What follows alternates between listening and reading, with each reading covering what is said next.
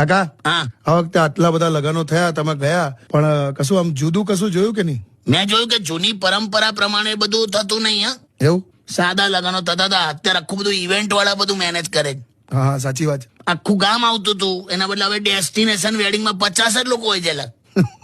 એ બધું છોડ. હા. જેમ સ્કૂલે જતા છોકરાઓ હવે રડતા નથી, એમ વિદાય થતી દુલ્હન હવે રડતી નથી. લા એમ? તારે બાકી પરંપરાની વાત કરું ને તો હજુ ચાઇનામાં છે. હા, કઈલા ચાઇનામાં કોઈ બે લગ્ન નથી કરતા.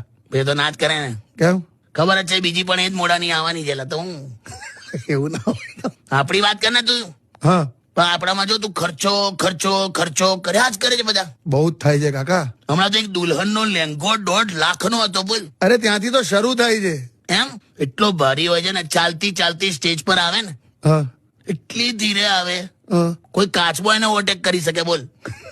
પણ ઘર, ગાડી, પૈસો, બંગલો, એજ્યુકેશન બધું જ હોય, પણ તમે જો એવું પૂછો ને કે ઘરમાં જમવાનું બનાવી શકે છે, તો કે ના. પણ હવે એ બધું બદલાઈ ગયું. લાવે એમ? હવે એમ નહીં પૂછવાનું કે ઘરમાં ખાવાનું બનાવી લે છે કે નહીં. હવે એમ પૂછવાનું કે ઘરનું બનાવેલું ખાઈ લે છે કે નહીં.